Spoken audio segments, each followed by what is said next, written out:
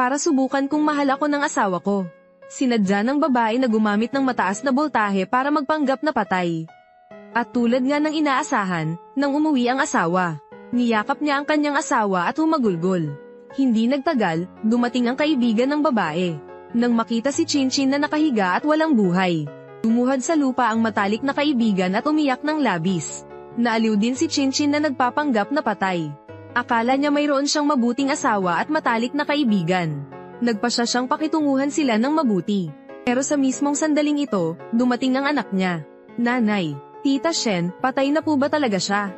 Ilang beses ko na yan sinabi sa'yo. Si Shen Chinchin ang nanay mo. Pero ikaw ang tunay kong nanay. Sa mga salitang ito, nagulat si Chinchin.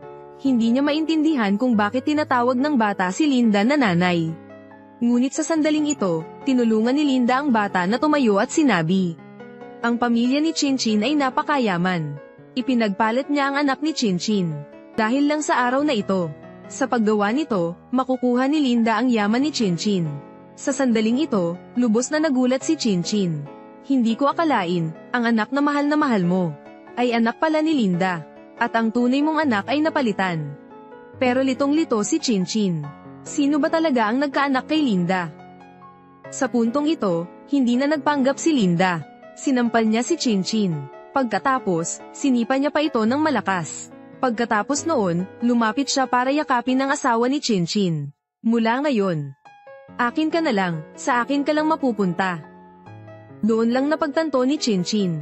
Ang mabait niyang asawa, matagal na palang may relasyon kay Linda. At nagkaanak pa silang dalawa. Doon lang naniwala si Chinchin sa sinabi ng kanyang ina. Kaya pala bilyonarya ang nanay mo sa Haicheng. Marami na siyang nakilalang iba't ibang uri ng tao. At agad niyang napansin na masamang tao ang asawa ni Chinchin. Ilang beses niyang pinaalalahanan ng anak niya. Pero akala ni Chinchin may kinikilingan ng nanay niya sa asawa niya. Kaya nagpanggap siyang patay para subukan ng asawa niya. Para patunayang mali ang nanay niya. Sino kaya ang mag-aakalang maraming sikreto ang nabunyag sa pagsubok na ito? Hindi nagtagal, dumating din ang mga biyenan. Nabalitaan nilang nakuryente at namatay ang kanilang manugang. Agad sinampal ng ama ang kanyang anak. Tinatanong pa niya kung ano ang nangyari. Dahil dito, labis na naantig si Chinchin. Akala niya mababait ang kanyang mga biyenan. Hindi niya akalain na, hindi pa rin matiyak kung makukuha ba ang mga ari-arian ng mga Shen. Bakit mo siya hinayaang mamatay? Hindi inakala ni Chinchin na ang pamilyang ito pala ay mga lobo na kumakain ng walang tinatapon. Nang makita ito, agad na tinignan ni Li Xiao ang kanyang anak.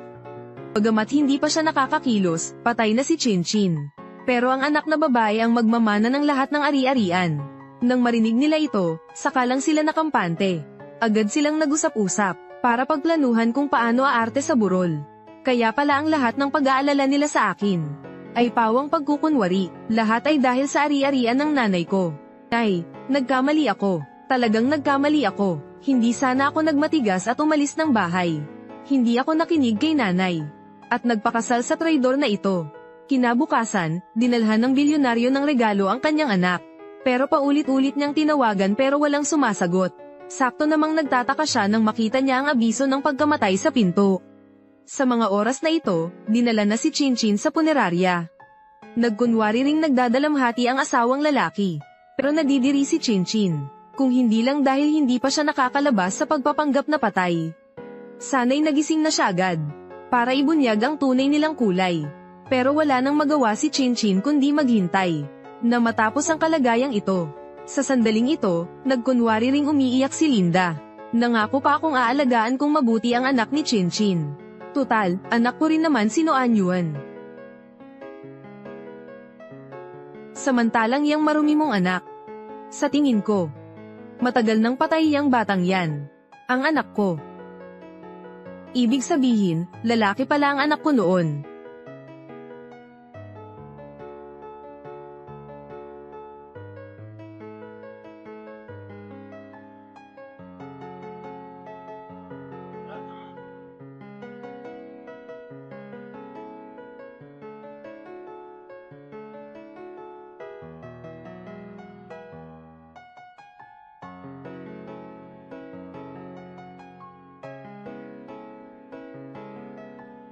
Lam Linda, Siya ang matalik na kaibigan ni Chinchin. Siguradong ayaw siyang iwan ni Chinchin. Kaya gusto lang niya yakapin si Linda sa huling pagkakataon. Tama, huwag kayong matakot. Ipinapakita lang nito na masyadong nag-iisa si Chinchin. Dapat natin siyang samahan sa kanyang paglalakbay. Tama, si Chinchin ay isang taong may utang na loob. Hayop ka. Kung sana mas maaga kong napansin. Ang relasyon ni Tony at Linda. Ako, siguro hindi ako mapapahamak. Hindi tama. Tingnan nyo, umiiyak si Shen Chinchin. Hindi pa ba siya patay?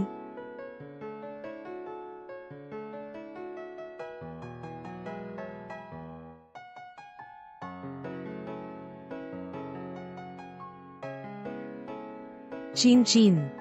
Talagang mahal na mahal niya kayong lahat. Kaya, pagkatapos niyang pumanaw, umiyak siya para magpaalam sa inyo. Oo. Sigurado ako, lalong tumataas ang temperatura ngayon. Dapat nating bilisin. Ang pag-cremate kay Chinchin. Kapag nagtagal sa kabaong, masisira ang katawan ni Chinchin. Huwag kayong maniwala sa kanya. Hindi pa ako patay, huwag niyo akong i-cremate. May tao ba dyan? Tulungan niyo ako. Tama. Tama si Tony. Mas mabuti pang hayaan na nating magpahinga si Shen Chinchin. Hindi pwede. Damilat ka na, Shen Chinchin. Bakit hindi ako makagalaw? Ibig sabihin ba nito, manunood na lang ako, habang kinukuha nila ang lahat ng ari-arian ko?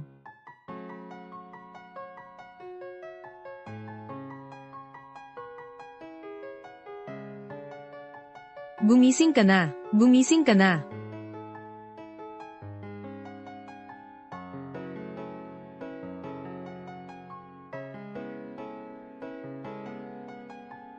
Dumating na si Chairman Shen. Chinchin. Umalis na kayo. Kagabi lang, tumawag ka pa sa akin. Bakit ganyan ka ngayon? Nagkamali si nanay. Hindi dapat kita inaway. Tumingin ka nga sa akin. Chinchin.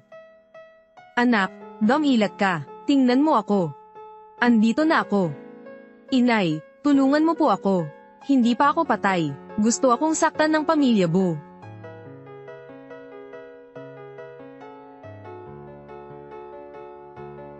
Inay.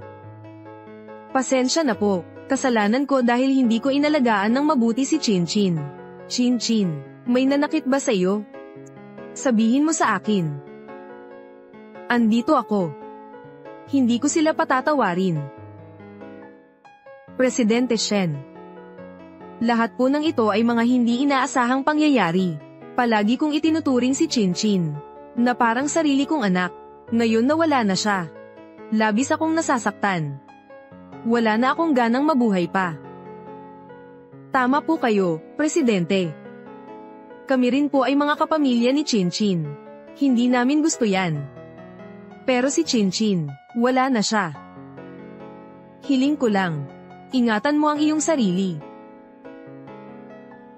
Tia Shen. Magpakatatag po kayo. Kayo ang, ako si Linda. Matagal ko nang matalik na kaibigan si Chinchin.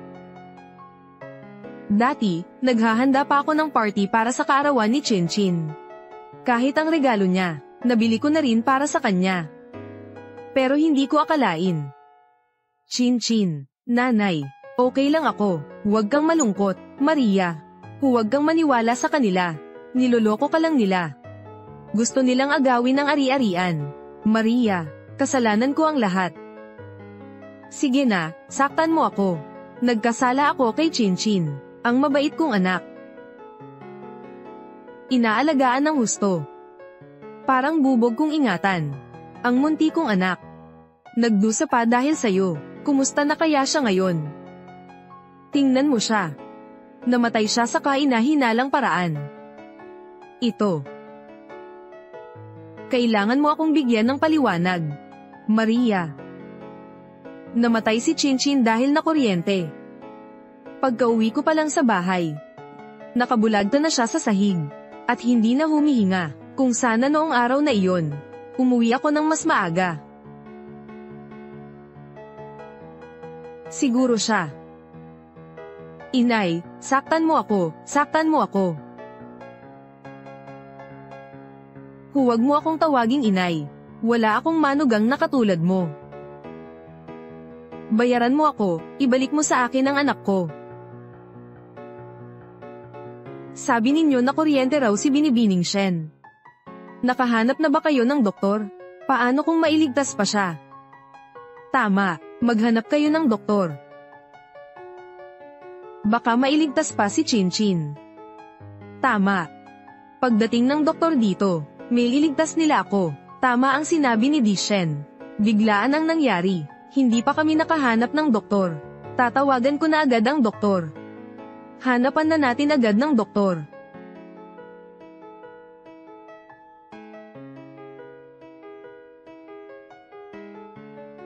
Chinchin. Hindi ako naniniwalang patay ka na. Ililigtas kita, anak. Nanay, huwag po kayong umiyak. Hindi na nga po maganda ang kalusugan ninyo. Huwag po kayong magpagalit. Nagkamali ako. Pagkagising ko, tiyak na magsusari ako ng maayos sa'yo. Andyan na ang doktor.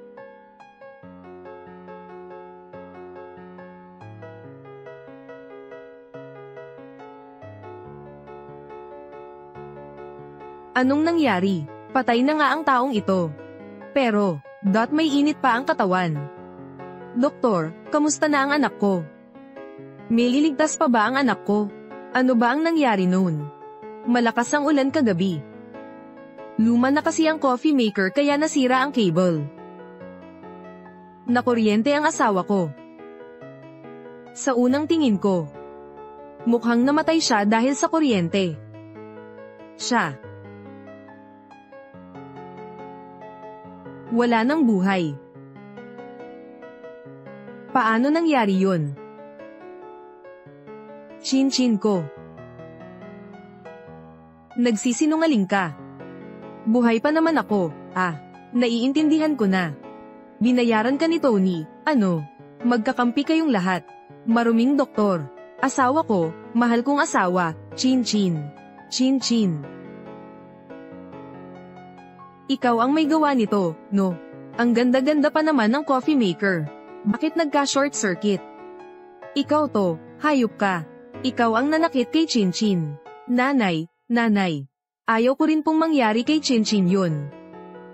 Kung alam ko lang. Hindi na sana ako lumabas noong araw na yun. Nagsisinungaling ka. Halata namang sinadya mong putulin ang cable. Anak ko. Ikaw lang ang nag-iisang anak ko. Kung mamatay ka. Kung gayon ako. Paano na ako mabubuhay? Binibining Shen, sa nakalipas na 7 taon, hindi ka man nakita ng presidente. Pero araw-araw, nasa opisina siya. Tinitingnan niya ang litrato mo. Mahal ka niya ng totoo. Nanay, matigas sa panlabas, pero malambot ang puso. Huwag ka nang umiyak, Shen Chinchin, gumising ka na. Gumagalaw na ang kamay ni Chinchin. Nakikita ko, gumagalaw na ang kamay niya.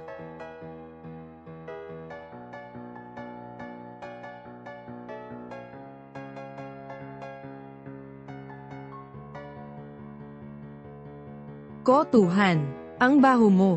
Anong ginagawa mo rito, Ko Tuhan? Bakit siya nandito? Sabi ni Mama, hindi raw siya maglalakas loob na magpakita sa akin. Kaya nagtago na raw siya. Ko Tuhan. Hindi kita inaasahan. Lumayas ka na. Chinchin, huwag kang matakot. Nandito na ako, Ko Tuhan. Tulungan mo ako. Gumagalaw siya. Hindi pa patay si Chinchin. Sinabi na sa akin ni Assistant Chow ang tungkol sa anomalya. Kung hindi, malaki ang magiging problema. MS, Tuhan. Si Chinchin ang asawa ko. Hindi ko papayagan na hawakan mo siya. Alam ko ang ginagawa ko. Hindi mo na kailangang ipaalala sa akin. At saka, kung hindi ka nagloko, hindi sana napunta si Chinchin sa'yo. Anong ibig sabihin ng sinabi ni Kotohan? Yung nangyari 7 taon na ang nakalipas. May iba pa kayang nakatagong dahilan. Tita Shen, hindi patay si Chinchin. Anong sinasabi mo, Chinchin? Kotohan. Anong pinagsasabi mo? Dumating na ang doktor para mag-eksamin. Si Chinchin ay, wala na talagang kahit anong senyales ng buhay. Kotohan. Nagsisimula nang bumaho ang katawan niya. Sinasabi mo pa ring hindi pa siya patay. Ano ba talaga ang balak mo? Hindi pa patay si Chinchin. Ang sintomas na to, tinatawag din itong clinical death. Ano ba ang alam mo? Maniniwala na lang ako sa'yo. Ano pang silbi ng doktor? Tia Shen, nakikiusap ako sa iyo. Bigyan mo ako ng isang pagkakataon. Parating na ang eksperto. Lumuhad na naman si Kotohan. Siya ang taong may $1 trillion na yaman. Kilala bilang prinsipe ng Go. Posible kaya na, hindi pa talaga patay si Chinchin. Chairman, maghintay pa tayo. Ang ginagawa ni Young Master ko. Hindi nagbibiro, sigurado si Kotohan na. Hindi pa talaga patay si Chinchin. Nanay. Maparaan si Kotohan.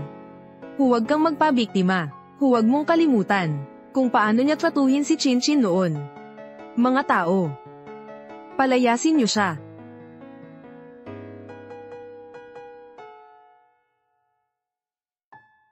Chinchin. Chinchin ko. Bakit niyo ginaganito si Chinchin?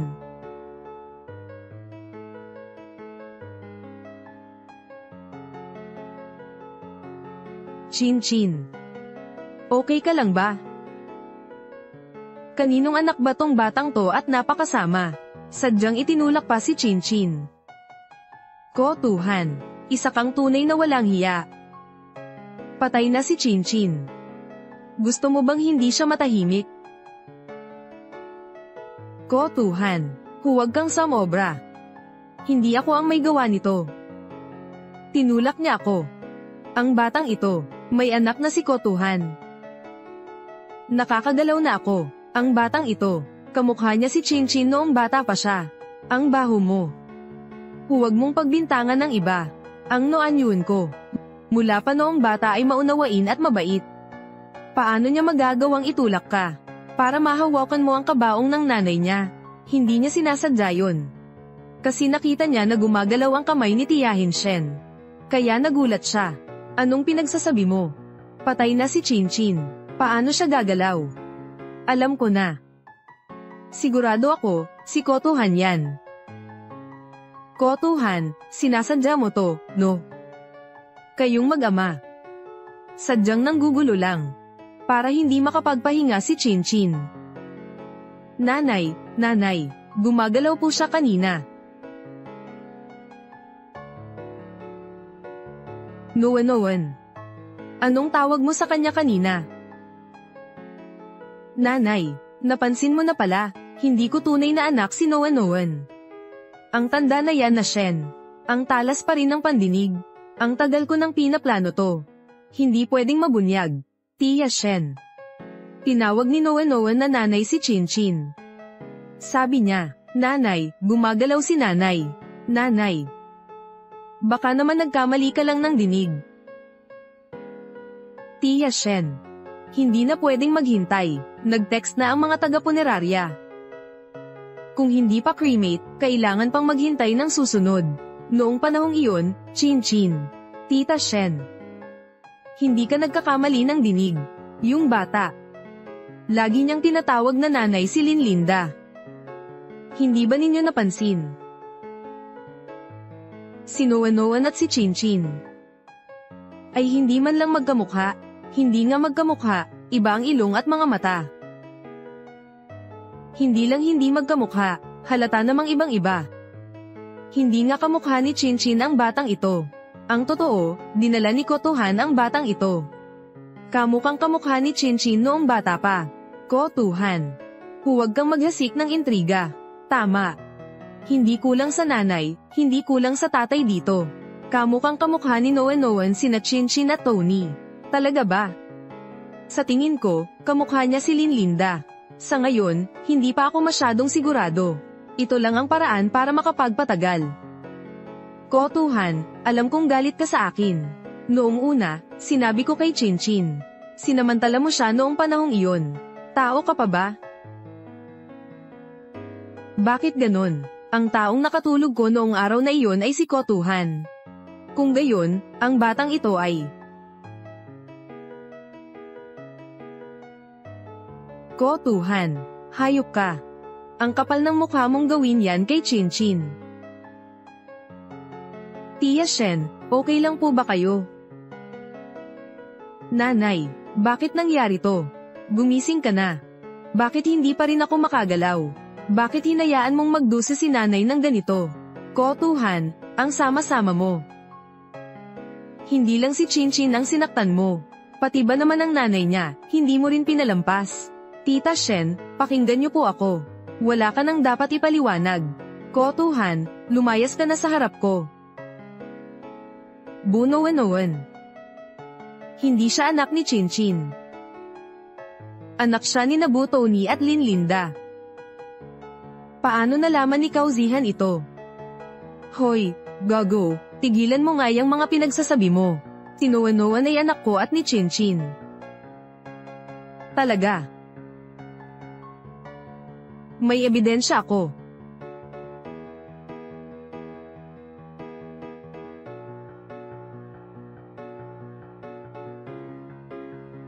Anong ebidensya? Nakikita kong naninira ka lang ng walang basehan. Kauzihan, ang gago na yun. Talagang wala kang pinipiling paraan. Para lang Sir An ako. Pati ebidensya gusto mong pekain. Sir An. Sige. Kung ganun, magpadana test kayo. Maglabas kayo ng ebidensya. Sa anong basehan para sundin ko ang sinasabi mo? Sige, gagawin namin. Ako at si Chinchin, kaming dalawa ang matalik na magkaibigan. Ayoko rin na ang anak niya. Pagdudahan na anak sa labas.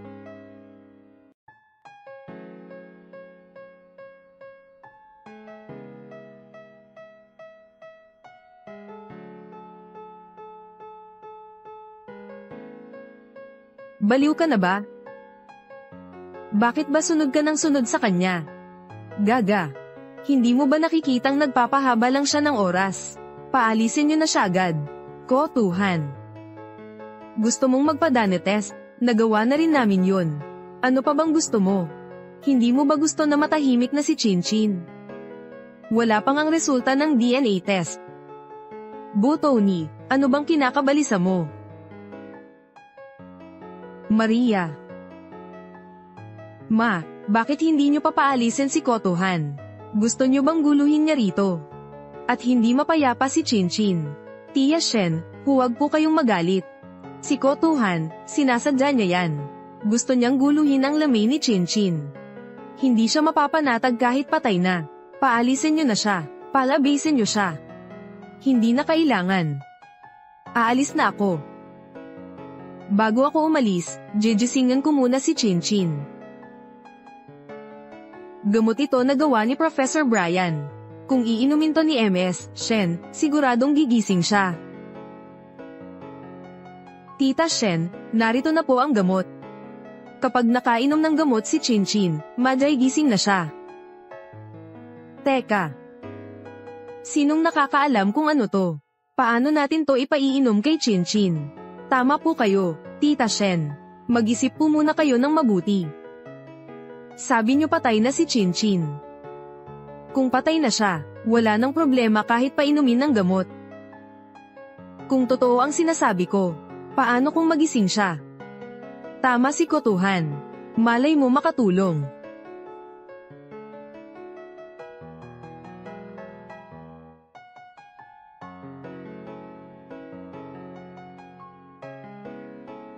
Paano nangyari yun? May problema ba sa pag-aaral ni Professor Brian? Nanay. Nanay, magpakatatag po kayo. Wala na po talaga si Chinchin. Kunin na po natin si Chinchin. Tia Shen. Hindi pwede, hindi pa umepekto ang gamot. Bigyan niyo pa po ako ng kaunting oras. Ko Tuhan. Ano pa ba talaga ang gusto mo? Binigyan ka na nga ng pagkakataon ng nanay ko. Pero paulit-ulit. Gusto mong apihin si Chinchin. Ano ba talaga ang gusto mong gawin? Ko Tuhan, pakiusap, igalang mo naman ang mga patay. Tia Shen, tama na. Ko Tuhan, maaari ka nang lumabas. Hindi ka namin kailangan dito. Itigil mo na.